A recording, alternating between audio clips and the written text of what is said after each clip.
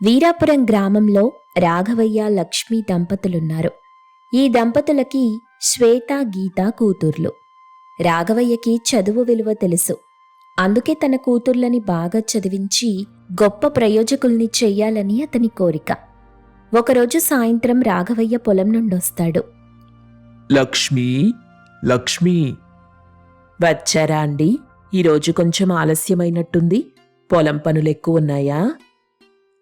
పనులెప్పుడు ఉండేవేలే లక్ష్మి, కానీ ఈరోజు మనసు కొంచెం సంతోషంగా ఉంది. మన శ్వేత స్కూల్ నుండి ఇంకా రాలేదా? వచ్చిందిలేండి. రాగానే బ్యాగ్ అక్కడ పెట్టి నాన్నెప్పుడొస్తారు అని ఎదురు చూస్తూ కూర్చుంది. ఇంతలో శ్వేత పుస్తకం పట్టుకుని పరిగెత్తుకుంటూ వచ్చింది. నాన్నా, వచ్చేశారా? వచ్చేసాను తల్లి. ఏంటి, స్కూల్ నుండి రాగానే పుస్తకం పట్టుకున్నావు? ఆడుకోవా ఈరోజు? లేదు నాన్నా, ఈరోజు మ్యాథ్స్ టెస్ట్ పేపర్స్ ఇచ్చారు. అవునా? మరెన్ని మార్కులు వచ్చాయి నా బంగారు తల్లికి? 100కి 100 వచ్చాయి నాన్నా. క్లాస్లో అందరికీ 80-90 వస్తే నాకు మాత్రం ఫుల్ మార్క్స్ వచ్చేశాయి. టీచర్ నన్ను స్టేజ్ మీద నిలబెట్టి అందరితో చప్పట్లు కొట్టించారు. సభాష్! ఇది కదా నాకు కావలసింది. లక్ష్మి, చూసావా మన అమ్మాయి గొప్పతనం?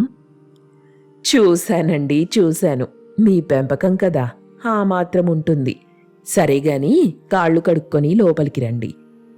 గీత నెమ్మదిగా తలుపు చాటున దాక్కుని చూస్తూ ఉంది. రాఘవయ్య గీతని గమనించి, అరే గీతా, నువ్వెందుకక్కడ దాక్కున్నావు? బయటికి రా తల్లి. నీకెన్ని మార్కులొచ్చాయి? అది నాన్న, నాకు 50 మార్కులు వచ్చాయి. పర్వాలేదు తల్లి, కానీ అక్కని చూసి నేర్చుకో. తనెంత కష్టపడుతుందో. అక్కెప్పుడు చదువుతూనే ఉంటుంది నాన్న. నాకు ఆటలంటే ఇష్టం. గీతా, ఆటలుండాలి, కానీ చదువు, అది మన జీవితాన్నే మార్చేస్తుందమ్మా. మనమిప్పుడు ఈ మట్టిలో, ఈ కష్టాల్లో ఉన్నాం. మీరు బాగా చదువుకుంటే రేపు కార్లు, బంగళాలు, అంతకంటే ముఖ్యంగా నలుగురు మీకు నమస్కారం పెట్టే స్థాయి వస్తుంది. సరే నాన్న, నేను కూడా రేపటి నుండి బాగా చదువుతాను. అది అలా అనుకో చాలు. రాత్రి వెన్నెల వెలుగులో కుటుంబమంతా వరండాలో కూర్చొని ఉన్నారు. రాఘవయ్య అన్నం కలిపి కూతుళ్లకు తినిపిస్తున్నాడు. రాఘవయ్యకి ఆస్తులు లేవు, పొలాలు లేవు. ఉన్నదంతా ఆ 2 ఆడపిల్లలు. వారి మీద ఉన్న ఆశలు మాత్రమే. ప్రతి ముద్దలో ప్రేమతో పాటు భవిష్యత్తు మీద నమ్మకాన్ని కూడా కలిపి తినిపించేవాడు. శ్వేత, మొన్న పట్నం వెళ్ళినప్పుడు కలెక్టర్ ఆఫీస్ చూశాను. అక్కడ కలెక్టర్ గారి కారు వస్తుంటే పోలీసులు, జనమంతా ఎలా గౌరవం ఇచ్చారో తెలుసా? అవునా నాన్న? కలెక్టర్ అంటే అంత పవర్ ఉంటుందా? పవర్ కాదమ్మా, అది బాధ్యత, గౌరవం. నువ్వు కూడా ఆ స్థాయికి వెళ్ళాలి. ఈ ఊరి జనం, ఇదిగో రాఘవయ్య కూతురు కలెక్టర్ అయ్యింది అని చెప్పుకోవాలి. అప్పుడు నా జన్మ ధన్యమైపోతుంది. నాన్న, నేను ఖచ్చితంగా కలెక్టర్ అవుతాను. మీరు పడ్డ కష్టం ఊరికే పోదు. నేను బాగా చదివి మిమ్మల్ని, అమ్మని రాజు రాణిలా చూసుకుంటాను. ఆశ బాగానే ఉంది గాని మనది ఆడపిల్లలున్న ఇల్లండి. రేపెద్దయ్యాక పెళ్లి చెయ్యాలి. ఈ చదువులు, ఉద్యోగాలు మనకి బరువేమోనని నా భయం. లక్ష్మి, మళ్ళీ అదే మాట. ఆడపిల్లలని తక్కువ చెయ్యకు. అసలు ఆడపిల్ల చదువుకుంటే ఒక ఇల్లు బాగుపడుతుంది. నా కూతుళ్ళు ఎవ్వరికీ తక్కువ కాదు. నేను తక్కువ అనట్లేదండి. ఊరు, ఈ సమాజం ఏమీ తిండి పెట్టదు లక్ష్మి. మనం బాగుంటే కుళ్ళుకుంటారు, బాగోకపోతే నవ్వుకుంటారు. వాళ్ళ గురించి మనకెందుకు? శ్వేత, నువ్వెవరి మాటలు పట్టించుకోకు. నీ గురి ఎప్పుడూ నీ పుస్తకం మీదే ఉండాలి. పట్టించుకొన్నానా? మీరున్నారుగా నాకు. మీ మాటే వేదం నాకు. మరుసటి రోజు ఉదయం రాఘవయ్య టీ కొట్టు దగ్గర టీ తాగుతున్నాడు. రామారావు, మరికొందరు ఊరి జనం అక్కడుంటారు. ఏం రాఘవయ్య, నిన్న నీ పెద్ద కూతురు స్కూల్లో ఏదో ప్రైజ్ తెచ్చిందని ఊరంతా చెప్పుకుంటున్నారు. అవును రామారావు గారు, జిల్లా స్థాయిలో ఫస్ట్ ప్రైజ్ వచ్చింది వ్యాసరచన పోటీలో. బాగానే ఉందిలే, కానీ ఆడపిల్లలకి ఈ చదువులెందుకు దండగా? రేపెలాగో ఎవడో ఒకడింటికెళ్ళి వంటిల్లు చూసుకోవాల్సిందేగా. దానికి ఇంగ్లీషు మ్యాథ్స్ అవసరమా? ఆ డబ్బేదో కూడబెట్టి బంగారం కొనుక్కోవచ్చుగా. అవును రాఘవయ్య, రామారావు చెప్పింది నిజమే. మనకి చదువులు కలెక్టర్ ఉద్యోగాలు సెట్ అవ్వవు. పెళ్లి చేసి పంపించేయొచ్చుగా ఈడొచ్చాక. రామారావు గారు, బంగారం దొంగలు దోచుకుంటారు, కానీ చదువునెవ్వరూ దోచుకోలేరు. మీ దృష్టిలో నా కూతురు వంటిల్లు చూసుకోవాలి, కానీ నా దృష్టిలో నా కూతురు ఒక జిల్లానే చూసుకోవాలి. జిల్లానా? ఓహో, పెద్ద మాటలే మాట్లాడుతున్నావు రాఘవయ్య. చూద్దాం నీ కూతురు ఏం పొడుస్తుందో. చూడండి, ఖచ్చితంగా చూస్తారు. ఎప్పుడో ఒక రోజు ఇది రాఘవయ్య కూతురు అని మీరంతా గర్వంగా చెప్పుకునే రోజు వస్తుంది. అప్పటి వరకు నా పిల్లల చదువు గురించి ఎవ్వరూ మాట్లాడకండి. రాఘవయ్య అక్కడి నుండి వెళ్ళిపోయాడు. రాత్రి ఇంట్లో కిరోసిన్ దీపం వెలుగుతుంది. శ్వేత పుస్తకంలో లీనమై చదువుతుంది. గీత హోంవర్క్ చేయలేక ఇబ్బంది పడుతుంది. అక్కా, ఈ లెక్క నాకు రావట్లేదు, నాన్నని అడుగుదామా? నాన్న అలసిపోయి నిద్రపోయారు. ఇటు తీసుకురా, నేను చెప్తా. శ్వేత ఆ లెక్కని సులభంగా వివరిస్తుంది. అబ్బా, నీకెలా వచ్చేస్తాయక్క ఇవన్నీ? నువ్వసలు ఆడుకోవా? ఎప్పుడూ ఆ పుస్తకాలతో కుస్తీ పడుతుంటావా? గీత, నాన్న మన కోసం ఎంత కష్టపడుతున్నారో చూసావుగా. ఆయన చెమటకి విలువ మన మార్కుల్లోనే ఉంది. నేను ఆడుకుంటే నాన్న ఓడిపోతారు, నేను గెలిస్తేనే నాన్న గెలుస్తారు. నాకంత పెద్ద మాటలు రావులే గాని, నువ్వు కలెక్టర్ అయితే నేను నీ కారులో తిరుగుతాను. తప్పకుండా, ముందు హోంవర్క్ పూర్తి చెయ్యి. ఒకరోజు రాఘవయ్య పొద్దున్నే బయటికి వెళ్లారు. ఎక్కడికండి ఇంత తొందరగా బయలుదేరారు?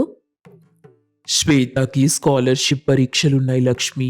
హాల్ టికెట్ కోసం టౌన్కెళ్ళాలి. హెడ్ మాస్టర్ గారు చెప్పారు, ఈ పరీక్ష రాస్తే శ్వేతకి కాలేజ్ చదువు మొత్తం ఫ్రీ అని. నాన్న, జాగ్రత్తగా వెళ్ళిరండి. నా గురించెందుకమ్మా, నువ్వు బాగా చదువుకో.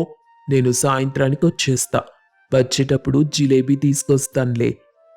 రాఘవయ్య అక్కడి నుండి వెళ్తాడు. శ్వేత నాన్న వెళ్లే వైపు చూస్తూ ఉంది. ఆ రోజు సాయంత్రం లక్ష్మీ, శ్వేత ఇంటి బయట ఎదురు చూస్తున్నారు. కొందరు గ్రామస్తులు రాఘవయ్య ఇంటికి పరిగెత్తుకుంటూ వస్తారు. లక్ష్మి, లక్ష్మి, ఏమైంది? ఎందుకలా అరుస్తున్నారు? రాఘవయ్య, మన రాఘవయ్య. ఏమైంది ఆయనకి? చెప్పండి. టౌన్ నుండి వస్తుండగా హైవే మీద ఒక లారీ. అయ్యయ్యో దేవుడా!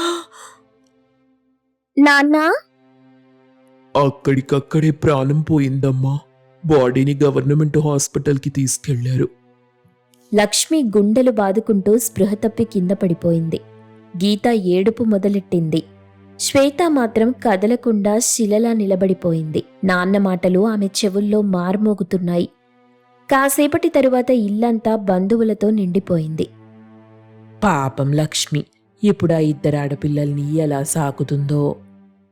అసలే లక్ష్మికి ఆరోగ్యం బాగోదు. ఇప్పుడు మంచం పట్టింది. ఇంకా ఆ పిల్లల చదువేం కొనసాగుతుంది? పనిలో పెట్టాల్సిందే. శ్వేతకి ఈ మాటలు వినిపిస్తాయి. మంచం మీద నీరసంగా పడి ఉన్న తన తల్లి వైపు చూస్తుంది.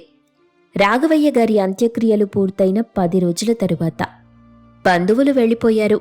ఇంట్లో అంతా నిశ్శబ్దం. లక్ష్మి మంచం మీదే ఉంది. శ్వేత, శ్వేత. అమ్మా, మంచినీళ్లు కావాలా? నాన్న లేడు. నా కాళ్ళు పడిపోయాయి. ఇంట్లో బియ్యం లేవు. మన బతుకెలా శ్వేత? గీత ఇంకా చిన్నపిల్ల. నేనున్నానుగా అమ్మా, నేను చూసుకుంటాను. ఎలా చూసుకుంటావే? నువ్వింకా స్కూల్ పోయే పిల్లవే. అప్పుడే రామారావు ఇంట్లోకొస్తాడు. ఏమమ్మా లక్ష్మి, ఎలా ఉన్నావు? ఏదో ఉన్నానన్నయ్యా. చూడు లక్ష్మి, నేనొక మాట చెప్పడానికి వచ్చాను. మీ పరిస్థితి చూస్తుంటే బాధగా ఉంది. రాఘవయ్య ఎలాగూ లేడు. నువ్వు మంచం మీదున్నావు. ఈ పిల్లలు ఇంకా స్కూల్కి వెళ్ళి ఏం సాధిస్తారు? మా మిల్లులో పనుంది, శ్వేతని పంపించు. నెలకి 2000 ఇస్తాను. మీ ఇంటికి బియ్యం వస్తాయి. పనికా? కానీ నాన్న నన్ను చదువుకోమ్మని. మీ నాన్నున్నప్పుడు అవన్నీ, ఇప్పుడాయన లేరు. పుస్తకాలు తీస్తే కడుపు నిండదు తల్లి. ఆకలి వేస్తే అక్షరాలు తినగలరా? మీ అమ్మని బ్రతికించుకోవాలంటే నువ్వు చదువు మానేయడం తప్ప వేరే దారి లేదు. రామారావు వెళ్ళిపోయాడు. రాత్రి సమయం. శ్వేత నాన్న ఫోటో ముందు కూర్చుని ఉంది. పక్కన పుస్తకాల బ్యాగ్ ఉంది. ఒకవైపు నాన్న ఆశయం, మరోవైపు కుటుంబ బాధ్యత. 16 ఏళ్ల వయసులో శ్వేత భుజాల మీద కొండంత బరువు పడింది. నాన్న, నన్ను కలెక్టర్ అవ్వమన్నారు, పుస్తకం వదలొద్దన్నారు. కానీ ఇప్పుడు నేను స్కూల్కెళ్తే అమ్మ చెల్లి ఆకలితో అల్లాడిపోతారు. నేనేం చెయ్యాలి నాన్న? గీతకి కష్టం రాకూడదు. తను చదువుకోవాలి. దానికోసం నా చదువుని. శ్వేత నిద్రపోతున్న గీత వైపు చూసింది. శ్వేత ఏం చేస్తుంది? తన స్వప్నాన్ని సమాధి చేస్తుందా, లేక ఆకలితో యుద్ధం చేస్తూ చదువు కొనసాగిస్తుందా? పల్లెటూరి అక్కగా మారుతుందా, లేక చెల్లి కోసం తన జీవితాన్ని దారపోస్తుందా? వీటికి సమాధానం తెలియాలంటే 2వ ఎపిసోడ్ చూడాల్సిందే.